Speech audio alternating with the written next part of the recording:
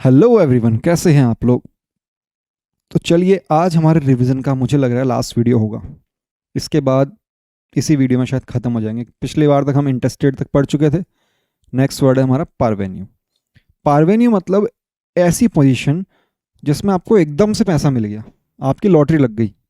आप पहले तो बिल्कुल ही गरीब था, आपने 50 रुपये की लॉटरी खरीदी, 50 लाख रुपए मिल गए आपको, तो आप बन तो गए अमीर, लेकिन आपके पास तरीका ही नहीं रहने का अमीरी में, है ना। तो देखिए, इसका एग्जाम्पल देखते हैं। Who can say that this truck driver was once a parvenu, मतलब ये एक बड़ा अमीर आदमी हुआ करता था पहले, जिसको एकदम से पैसे मिल गए थे। ही won a lottery worth 50 lakhs however could not fit into the status of rich people। तो अमीर लोगों की स्थिति में फिट नहीं हो सका, ये अमीर तो बन गया लेकिन अमीरी नहीं आई इसको। ठीक है। और धीरे धीरे क्या हुआ, इसका सारा पैसा छोटी मोटी फालतू की चीज़ों पे ही खर्च हो गया, और इसने एक अच्छा काम करा कि इसने ट्रक खरीद लिया।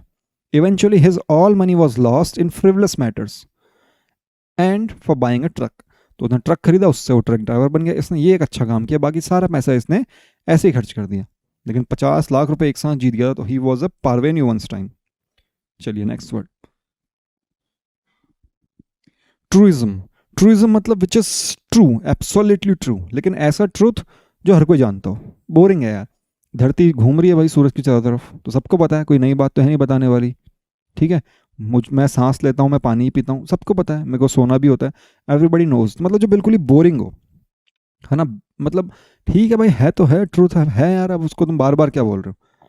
ठीक है। इस टाइप के जो सेंटेंसेस होते हैं वो क्या होते हैं, ट्रूइज्म। ट्रूइज्म मतलब ऑब्वियसली ट्रू और हैकनाइड। हैकनाइड मतलब बोरिंग। ठीक है। क्या बोलते हैं इसको, हैकनाइड। हैकनाइड याद रखना। Here is a truism for you, ये तुम्हारे लिए एक शब्द लाइन है, देखो। You get what you pay for. तुम जो पे करोगे तुमको वो मिलेगा, हर किसी को पता है, लेकिन हर टाइम ज़रूरी नहीं है। ज़्यादातर टाइम ऐसा होता है, लेकिन हर टाइम ज़रूरी नहीं है, क्योंकि बार्गेन जो है, बार्गेनिंग पावर जो है, वो भी इसके लिए है ना, तो तुमने इतने पैसे दिए, उसमें तुम ज़्यादा खरीद के लिया है। ठीक है। ये एक ट्रूइज्म है कि जो आप देंगे उतना ही पैसा आपको मिलेगा। ठीक है। लेकिन हर बार ज़रूरी नहीं है, क्योंकि सौदेबाजी, बार्गेनिंग, वो भी इन्वेंट हुई है, उसका भी आविष्कार किया गया, उसको भी लोग बाग यूज़ करते हैं। दिल्ली जाके देखो कितनी बार्गेनिंग होती है, तब पता चलेगा आपको। ट्रूइज्म मतलब समझ में आ गया। ट्रूइज्म मतलब boring statement which is always true. ठीक है। चलिए नेक्स्ट है स्टैट्यूट। स्टैट्यूट है, स्टैचू नहीं है, देखना। स्टैट्यूट, स्टैट्यूट मतलब होता है लॉ, बस इतना ध्यान रखना। स्टैट्यूट मतलब होता है law. I knew from television that there was a proposal to extend the statute of duration of lockdown in the city. मुझे टीवी देख से क्या पता चला कि एक प्रपोजल है जिससे कि सिटी के अंदर जो लॉकडाउन है उसके ड्यूरेशन को थोड़ा बढ़ाएंगे, एक ऐसा लॉ आएगा। ठीक है। मुझे टेलीविज़न से पता चला कि शहर में लॉकडाउन की अवधि बढ़ाने का प्रस्ताव है, एक लॉ आने वाला है। Hence the shopkeeper association has also made a new statute to fix the timing of the shops. तो शॉपकीपर एसोसिएशन ने क्या करा, एक नया नियम लगा दिया जिसमें उन्होंने टाइमिंग फिक्स कर दी शॉप्स की, है ना। तो स्टैट्यूट मतलब एक कानून, जो लॉकडाउन अभी ड्यूरेशन का कानून बना था उसको एक्सटेंड करने का भी नया प्रपोजल आया है, जिससे कि शॉपकीपर एसोसिएशन ने भी क्या करा, एक नया कानून बना दिया शॉप्स की टाइमिंग फिक्स करने का। तो स्टैट्यूट मतलब है कोई भी लॉ जो किसी ने भी लिखा हो, कोई अथॉरिटी हो, कोई ऑर्गेनाइजेशन हो, कोई हमारी गवर्नमेंट हो, या फिर जुडिशियरी हो, जिसने भी लिखा हो, लेकिन वो लॉ है। ठीक है, किसी ना किसी अथॉरिटी के द्वारा। अप्रेजल। अप्रेजल मतलब क्या है, अपना मूल्यांकन करना, अपनी वैल्यू बताना, एक तरह से आपने कितना क्या काम करा। देखो ये एक थोड़ा मेरे लिए मतलब क्या बोलते हैं, सेल्फिश काम किया है मैंने यहाँ पे, ऐसा बोल सकता हूँ मैं खुद को अप्रेज कर रहा हूँ यहाँ पे। Just give me a true appraisal of my work done on YouTube in the comment section. मुझे एक ट्रू अप्रेजल देना, मतलब मुझे एक्चुअल में मेरा मूल्यांकन करके बताना कि कमेंट बॉक्स में कि मैंने कैसा काम करा यूट्यूब पे। If you like it please like share and subscribe. यार पहली बार बोल रहा हूँ शायद, अगर आपको पसंद आया तो प्लीज़ लाइक, सब्सक्राइब और share. My appraisal is in front of you all. मेरा जो मूल्यांकन है मैंने आपके सामने रख दिया है, जो मेरा काम है वही मेरा मूल्यांकन है। अप्रेजल मतलब है अपनी खुद की वैल्यू को बताना, वो क्या होता है, सेल्फ अप्रेजल। और अप्रेजल मतलब वैल्यू को बताना। ठीक है, समझ में आ गया आपके। अप्रेजल मतलब है एस्टिमेशन या फिर असेसमेंट, इवेल्युएशन, रेटिंग, ये सब अप्रेजल के एग्जाम्पल हैं। Next is way bill. Way bill मतलब रिसीट, कुछ जैसे एक जगह से दूसरी जगह सामान गया, कितना गया, वो जिसमें लिखा रहता है उसको हम क्या बोलते हैं, way bill. The customs officer and the GST officers were checking way bills of a cargo. वो एक कार्गो के वेबल चेक कर रहे थे, मतलब उसके अंदर क्या क्या सामान रखा है। इन विच दे हैव फाउंड डिस्क्रिपेंसीज, उनको क्या मिला उसके अंदर, कुछ विसंगतियाँ, मतलब कुछ प्रॉब्लम्स दिखी, भाई एक्चुअल में ये तो है ही नहीं इसमें, इसमें कुछ और लिखा है, इसमें कुछ और है, तो उनको वहाँ पे डिस्क्रिपेंसीज दिखी। ठीक है, वेबल, समझ में आ गया। वेबल मतलब एक लिस्ट है ऐसे जिसके अंदर क्या क्या सामान है या फिर कितने कितने पैसेंजर्स हैं, उस सबकी डिटेल लिखी हुई है, उसको हम क्या बोलते हैं, वेबल। अ पोल और beam used as a temporary support, temporary support के लिए जो भी अगर कोई पोल या फिर कोई लकड़ी या फिर कोई बीम यूज किया तो उसको हम क्या बोलते हैं, प्रॉप। देखो इसका थोड़ा ढंग से समझना है, थोड़ा अच्छा सा है एग्जाम्पल, थोड़ा लंबा है लेकिन समझ में आ जाएगा। वाइल द प्रॉप बॉय है ना, जो चीज़ों को संभालता हो, ऐसी चीज़ों को संभालता हो। While the prop boy was moving an elephant prop on stage, वो क्या कर रहा था, एलिफेंट का प्रॉप रखा हुआ था स्टेज पे, रखे थे ना ऐसे सजाने के लिए, कोई मान लो प्रोग्राम हो रहा है तो बच्चे बीच में साइड साइड में सजाने वाली चीज़ें रखी हैं जिनको हम मूव कर सकते हैं, तो एलिफेंट रखा हुआ था ऐसे ही वहाँ पे। तो क्या करा प्रॉप बॉय ने, प्रॉप बॉय मतलब जो इन चीज़ों को इधर से उधर ले जाता है, तो प्रॉप बॉय क्या कर रहा था, एलिफेंट के प्रॉप को एक जगह से दूसरी जगह रख रहा था। The stick that was propping the zebra, तो जेब्रा को जो स्टिक थी जो सपोर्ट करी थी, प्रॉप मतलब सपोर्ट भी होता है, ठीक है, नाउन भी है ये, तो स्टिक जो थी जो जेब्रा को सपोर्ट कर रही थी वो फिसल गई। ठीक है, जेब्रा भी कैसा था, असली था, वो भी प्रॉप ही था, है ना। I ran to the stage and get hold of that stick and zebra, otherwise this boy would be crushed under them. मैं क्या करा, मैं भग के स्टेज पे गया और मैंने स्टिक और जेब्रा को पकड़ा, जिससे कि वहीं पे रुक गया जेब्रा, वरना ये बच्चा जो प्रॉप बॉय था वो इसके नीचे आके भाई हालत खराब हो जाती है उसकी, दब जाता हुआ इसके नीचे। तो everybody gave me a round of applause for once again propping things on stage and saving the life of that boy. तो हर किसी ने मेरे लिए ताली बजाई, क्यों, क्योंकि मैंने वापस से स्टेज को एक तरह से संभाल लिया था। ठीक है, प्रॉप मतलब सहारा दिया था उसको, ठीक है, समझ में आ गया। मैंने वापस से स्टेज को संभाला जिस और इस बच्चे की लाइफ बचाई, वरना अगर वो जेब्रा गिर जाता तो सब चीज़ डूब जाती, इधर से उधर ये गिरता वो गिरता सो गिरता, पूरी स्टेज खराब हो जाती। तो मैंने स्टेज को सपोर्ट किया एक तरह से, मतलब वो बच गई इस गिरने से। ठीक है, प्रॉप का मतलब समझ में आया, ऐसी चीज़ जिससे सपोर्ट दे सकें या फिर सपोर्ट देना, दोनों प्रॉप का मतलब, प्रॉप एज अ वर्ब और एज अ नाउन दोनों तरह से यूज होता है। चलिए next word, one who lands money at a very high interest rate, जो बहुत ज़्यादा इंटरेस्ट रेट लेता हो उसको हम क्या बोलते हैं, यूसरर। क्या बोलते हैं, usurer. First he usurped all the market, पहले उसने पूरी मार्केट पे कब्जा कर लिया। Now he is the only one to give loan to the needy, अब सिर्फ वही है जो जिनको ज़रूरत है उनको लोन देता है। Therefore he charges what he wants, इसलिए वो जो उसकी मर्जी होती है वो चार्ज करता है, जितना इंटरेस्ट उसको लेना होता है ले लेता है, 1%, 2%, 20%, 25%, जिसको चाहिए वो तो लेगा ही लेगा। He is the cruel usurer usurer of the market these days, वो कैसा है, बहुत ही जालिम है, जालिम यूसरर है, मतलब सूद खोर है बहुत बड़ा, जो मतलब बहुत ही कुछ भी रेट बोलता है लेकिन लेना तो पड़ता ही हमको चाहिए। तो यूसरर समझ में आ गया, यूसरर मतलब क्या हुआ, जो बहुत हाई इंटरेस्ट रेट पे पैसा दे, लोन दे। A heavy continuous fall off, देखो हमने एक स्पोरेटिक वर्ड पढ़ा था, लिख लो यहाँ पे स्पोरेटिक। स्पोरेटिक मतलब छिटपुट, धीरे धीरे, इरेगुलर, है ना। और डाउनपोर मतलब बहुत ही लगातार और बहुत ही खतरनाक बारिश हो रही है। I have been to Mumbai, मैं मुंबई में रहा हूँ। इन rainy seasons I would say, in any season मतलब या तो बारिश के मौसम में, नहीं मैं हर सीजन में, मुंबई में क्या होता है हर सीजन में। It seems that today sky is clear, ऐसा लगता है कि आज भाई बारिश नहीं होगी, आसमान साफ है। Suddenly it starts heavy down pouring, क्या होता है एकदम से खतरनाक बारिश होना शुरू होती है। And suddenly clear, sky is clear, और एकदम से क्या होता है, साफ आसमान। देन सडनली स्पोरेटिक रेन, फिर धीरे धीरे बारिश होना शुरू हो जाती है, छिटपुट छिटपुट बारिश होने लग जाती है, कभी एकदम से तेज बारिश हो जाती है, कभी आसमान साफ हो जाता है, कुछ भी होता है मुंबई में, मुंबई का मौसम ही ऐसा है। ठीक है, ज़्यादातर रेनी सीजन में, लेकिन हर सीजन में ऐसा है, समुंदर किनारे है, गर्मी हुई, बारिश शुरू, ज़्यादा गर्मी हुई, बहुत तेज बारिश, बिल्कुल गर्मी नहीं हुई, साफ आसमान, कभी भी कुछ भी होता है वहाँ पे। समझ में आया डाउनपॉवर का मतलब, डाउनपॉवर मतलब बहुत ही तेज बारिश। रीथ, रीथ मतलब माला, गार्लैंड, ठीक है, एक मतलब है इसका है। उसके अलावा जैसे मान लो ऐसे गोल कुछ भी हो, ऐसा फूल वूल लगा दो उस पर, उसको सर पे पहनो, गले में पहनो, कहीं पे पहनो, वो सब क्या होते हैं, रीथ ही होते हैं ना। When Indian team after winning the world cup came out of airport, जब इंडिया की टीम वर्ल्ड कप जीतने के बाद एयरपोर्ट से बाहर आई, सो उन सबका वेलकम किया गया मालाओं से, उन सबको मालाएं पहनाई गई और उनसे उनका वेलकम किया गया, है ना। रीथ मतलब माला। Shaking movement of the ground, अगर ग्राउंड हिलता है, ऐसे कांप रहा है, तो उसको हम क्या बोलते हैं, ट्रेमर। ठीक है, ट्रेमर मतलब अर्थक्वेक नहीं होता, छोटा मोटा क्वेक, ट्रेमर। अब ग्राउंड हिले, आपकी आवाज़ कांपे, आप कांपो, सबका मतलब हम ट्रेमर बोल सकते हैं, फिगरेटिवली और लिटरली। ठीक है, चलिए इसका एग्जाम्पल देखते हैं। There was a slight tremor that shook the building and newly constructed bridge. क्या हुआ, बहुत हल्का सा ट्रेमर आया था, ज़्यादा तेज भी नहीं आया था, इसने क्या करा, बिल्डिंग को हिला दिया, और जो अभी अभी नया नया ब्रिज बना था, बिल्कुल नया, जस्ट 2-3 महीने पहले, उसको भी हिला दिया। अब इन दोनों के हिलने से क्या हुआ, the bridge is now collapsed, bridge टूट गया। And it gave a tremor to all the engineers and ministers. और इसने क्या कर दिया, जितने भी इंजीनियर्स और जितने मिनिस्टर उसमें इन्वॉल्व थे ना, उन सबको झकझोर के रख दिया। वो सब कांपने लग गया, अरे ये क्या हो गया, इतना पैसे से हमने ब्रिज बनाया, 100 करोड़ का ब्रिज, एक भूकंप में टूट गया, ऐसे कैसे ब्रिज बनाया हमने, पैसा खाया उन्होंने, तो उनको डर लगने लग गया। ठीक है, तो it gave a tremor to all the engineers and ministers involve in the construction of the bridge. ठीक है, सभी इंजीनियर और मंत्री जो भी इसमें इन्वॉल्व थे, उनको उसने झकझोर के रख दिया। ट्रेमर समझ में आ गया आपके? चलिए नेक्स्ट वर्ड, शोल।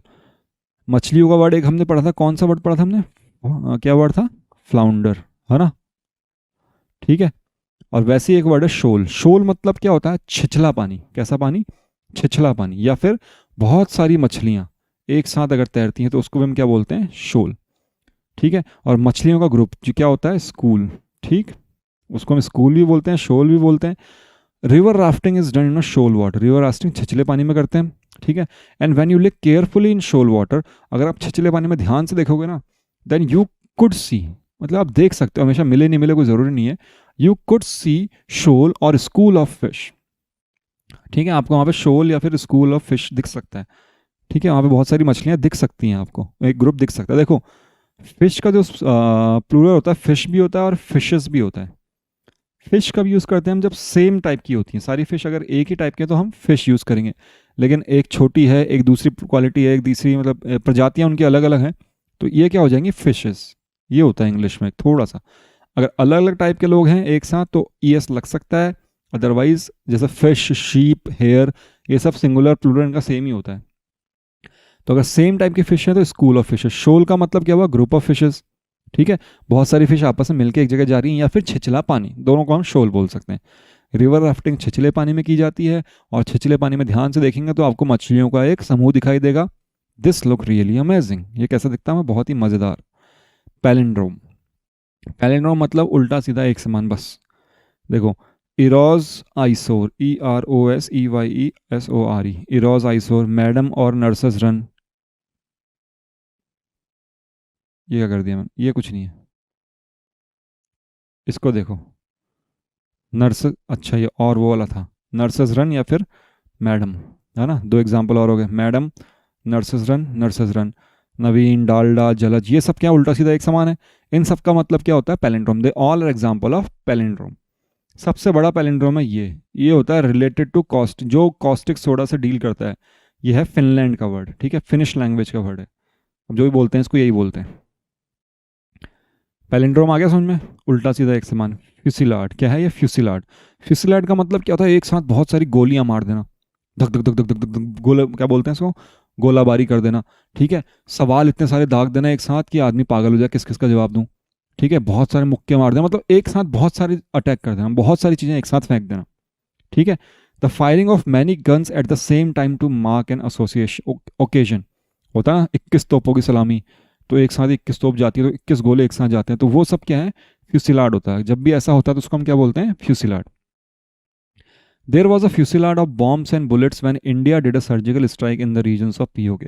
जब पीओके रीजन में इंडिया ने सर्जिकल स्ट्राइक करी थी तो वहाँ पे गोलाबारी, बमबारी सब होना शुरू हो गया था। ठीक है, फ्यूसिलाड ऑफ बॉम्ब्स एंड बुलेट्स हो गए थे वहाँ पे, मतलब बहुत भयंकर मात्रा में गोलियां और बॉम्ब्स और सब एक साथ जा रहे थे।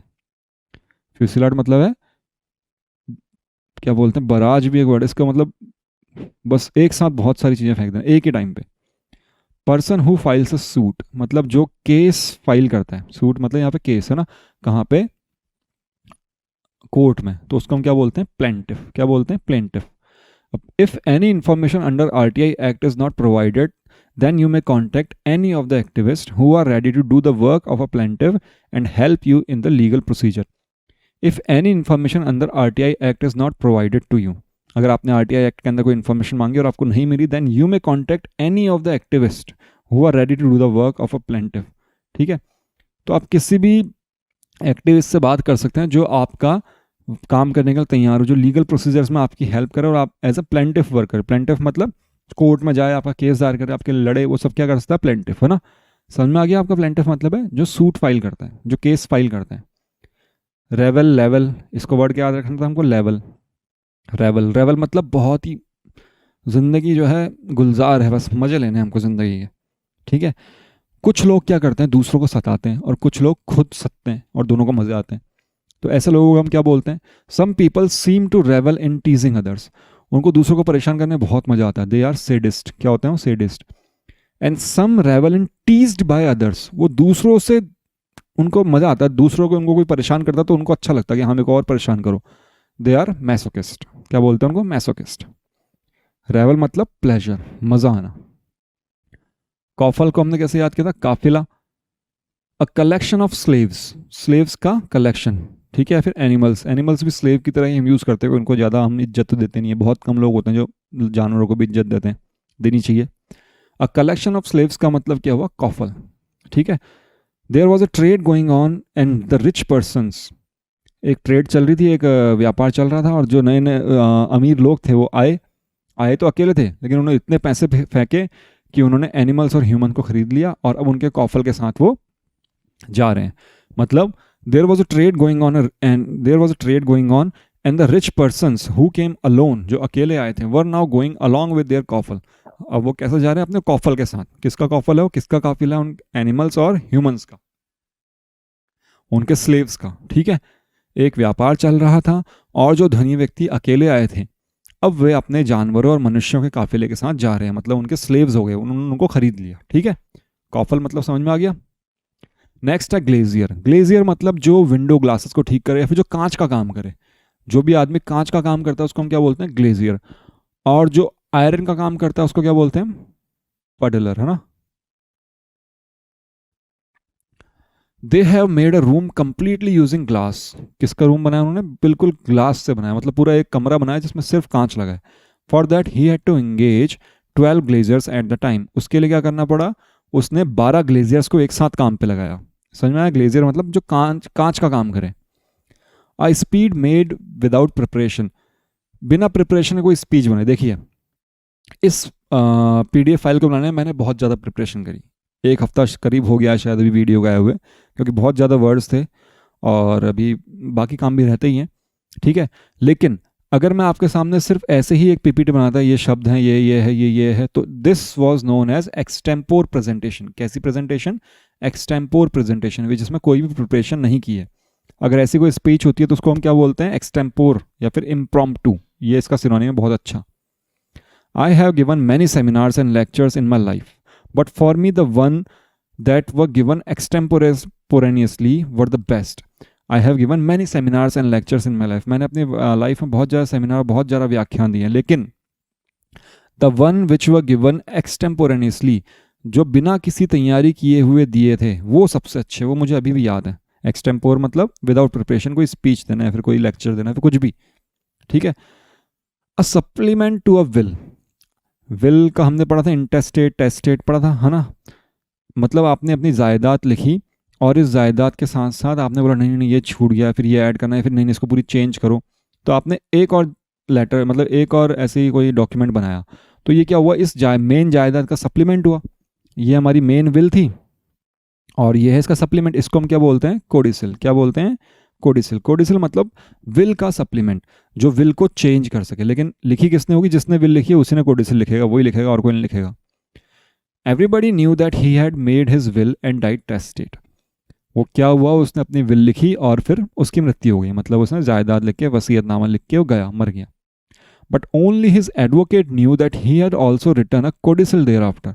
सिर्फ उसके एडवोकेट को पता था कि उसने उसके बाद में एक कोडिसिल भी लिखा था, मतलब उसको उस विल में उसने कुछ चेंज किया था। क्या चेंज किया था? पूरी चेंज कर दी। That completely change the original will, जिससे कि उसने पूरी ओरिजिनल विल को ही चेंज कर दिया, ठीक है? कोडिसिल क्लियर है आपका? Next word is penchant. क्या बोलते हैं इसको? पेंचा, या फिर हम पेंचेंट भी बोल सकते हैं, ठीक है? पेंचा मतलब क्या होता है? किसी के प्रति लगाव। देखो, एक तो था नार्सिसिज्म। नार्सिसिज्म मतलब अपने से लगाव, ठीक है? पेंचेंट मतलब मान लो मैं हूँ, मेरे साथ मेरे 3 भाई 4 भाई और हैं, चाचा ताऊ जो भी हैं, ठीक है? मैं किसी कंपनी में काम कर रहा हूँ। अब उस कंपनी में जॉब निकली, तो मेरा जो मेन जो लगाव है वो किसकी तरफ है, मेरे भाइयों की तरफ है, तो पहले मैं चाहूँगा कि वो लगें, ठीक है। तो ऐसे किसी के प्रति लगाव होता है ना आपका, तो उसको आप क्या बोलते हो, पेंचान, ठीक है। He has a penchant for Punjabi songs, उसको पंजाबी सॉन्ग से बहुत ज़्यादा लगाव है, ठीक है। Not only just for listening but also for singing, not only just for listening, सिर्फ सुनने के लिए नहीं, गाने के लिए भी। समझ में आया आपके, मतलब मान लो कोई ऑफिसर है, वो गया, उसका कोई भाई है, उसने उसको जॉब पे लगा दिया, लेकिन कोई और भी था जो उससे ज़्यादा स्किलफुल था, वो उस जॉब को कर सकता था, लेकिन नहीं, क्योंकि उसका लगाव उसके भाई के प्रति ज़्यादा था, इसलिए उसने उसको उसकी जगह लगा दिया। समझ में आया आपके, पेंशन मतलब थोड़ा लगाव होना किसी के प्रति। कंटिंजेंसी, कंटिंजेंसी मतलब आकस्मिकता, something that might happen in the future और might not happen in the future, जो हो भी सकता है और नहीं भी हो सकता, लेकिन हमको उसके लिए तैयार रहना है। Even after considering all the possible contingency, जितने भी पॉसिबल आकस्मिकताएं थी, पॉसिबिलिटीज़ जो भी थी, जो जो हो सकता था, उन सबको कंसिडर करने के बाद भी हमें ये प्रॉब्लम हुई, we face the problem. We had to arrange for extra funds to increase the amount in contingency funds so we could overcome the problem. हमको अलग से फंड इकट्ठा करना पड़ा जिससे कि हम क्या कर सकें, इस प्रॉब्लम से दूर हो सकें, मतलब इस प्रॉब्लम को हम दूर कर सकें धीरे धीरे। उसके लिए हमको एक्स्ट्रा पैसा इकट्ठा करना पड़ा, हमने जितना रखा था उससे ज़्यादा इकट्ठा करना पड़ा, क्योंकि हमको ये प्रॉब्लम हो गई, हमने ये प्रॉब्लम सोची नहीं। Next is shrapnel. क्या वर्ड है, श्रैपनल। श्रैपनल का मतलब है शार्प मेटल, ऐसे याद किया था हमने। कोई बॉम्ब है या फिर कुछ है, उसके अंदर क्या है, बारूद की जगह क्या डला हुआ है, मेटल के टुकड़े डले हुए हैं, छोटे छोटे छोटे छोटे, जो फूटेगा तो हर जगह जाएंगे मेटल के टुकड़े। मेटल के टुकड़े अगर किसी के अंदर घुस गए तो पक्का है उसका मरना, है ना। बारूद से ही मरता है, लेकिन मेटल के टुकड़े दूर तक जा सकते हैं, कहीं पे भी घुस सकते हैं। जैसे कहाँ हुआ था, राजस्थान में भी हुआ था, जयपुर में हुआ था bomb blast. In 2008, there was a bomb blast in Jaipur in which shrapnels were used that made this a severe blast. क्या यूज़ किए थे उन्होंने, छर्रे, बॉम्ब्स के अंदर छर्रे डाल रखे थे, टुकड़े डाल रखे थे मेटल्स के, ठीक है। जिससे क्या हुआ, बॉम्ब ब्लास्ट जब जयपुर में हुआ तो बहुत सारे लोग मरे, लेकिन it is the strength of citizens that those blast could not hamper the progress of this city. ये तो वहाँ के सिटीजन्स की ताकत थी, जो उन्होंने इन ब्लास्ट को साइड में रखा और अपने काम को फिर भी करते रहे। कूडोस टू देम, मतलब उन्हें प्रणाम करते हैं हम ऐसे लोगों को। इस वीडियो का लास्ट वर्ड है, फिर हम नेक्स्ट वीडियो में पढ़ेंगे। Hole excavated by an animal as dwelling, मतलब घर बनाया किसी ने गड्ढा करके ज़मीन के अंदर, किसी जानवर ने, उसको हम क्या बोलते हैं, बरो। बरो मतलब एक गड्ढा, क्या ऐसे रैबिट होते हैं हमारे, क्या बोलते हैं, रैट्स होते हैं, ये सब क्या करते हैं, ज़मीन के अंदर गड्ढा करते हैं और उसी के अंदर रहते हैं, तो उनका घर वही बन जाता है। ड्वेलिंग मतलब क्या होता है, घर, ध्यान रखना। इसका एग्जाम्पल क्या है, there was a family of rabbits, मतलब एक रैबिट का परिवार था, इसमें बहुत सारे जानवर रैबिट्स थे। They all were living in अ बरो, वो क्या कर रहे थे, एक बरो में रह रहे थे, है ना। अंदर बहुत सारे होंगे रास्ते, लेकिन वो उसमें रह रहे थे। One day hunter tried to kill all the rabbits, एक दिन क्या हुआ, हंटर ने ट्राई किया कि उन सब रैबिट्स को मारे और बड़े आराम से दावत करे, बट क्या हुआ, he burrowed them in that hole. Burrow मतलब सर्च करना भी होता है, बहुत सारी चीज़ें एक साथ पड़ी है ना कहीं पे, उस जगह हम सर्च कर रहे हैं। जैसे ड्रॉवर के अंदर आपने बहुत सारा सामान रखा है, कपड़े बहुत सारे हैं, उसके अंदर आप मोजे ढूंढ रहे हैं अपने, तो you are burrowing the drawer for pair of socks. तो he burrowed them in that hole, लेकिन उनको मिले ही नहीं, but could not catch any of them. क्यों, because they burrowed themselves tightly in the corner. अब इसमें बरो का मतलब क्या है, उन्होंने आपस से एक दूसरे के चिपट गए थे, वो आपस में एक बिल्कुल कॉर्नर में जाके चिपट गए थे, उधर उसका हाथ ही नहीं पहुंचा उसका, या फिर जिस चीज़ से भी वो कर रहा था वहां तक नहीं पहुंचा, उसको मिले ही नहीं वो, ठीक है। खरगोश का एक परिवार था, वे सभी एक गड्ढे में रहते थे। एक दिन एक शिकारी ने सभी खरगोशों को मारने की कोशिश करी, वह उसे उस छेद में ढूंढने लगा, लेकिन उनमें से किसी को भी नहीं पकड़ सका, क्योंकि उन्होंने खुद को एक कोने में दबा लिया था। They burrowed themselves tightly in a corner. तो यहाँ पे एज ए नाउन हमको बरो पढ़ना है। बरो का मतलब होता है वो घर जहाँ पे जंगली जानवर, छोटे जानवर जो होते हैं, मेनली रैबिट्स रहते हों, उनका घर हो वो, ठीक है। उनका बिल, बरो मतलब बिल। चलिए इसको अब नेक्स्ट वीडियो में पढ़ेंगे, तब तक के लिए बी लॉजिकल। और जो अभी तक वीडियोस पढ़े उनका प्लीज़ रिवीजन भी करना है आपको। Okay, thank you.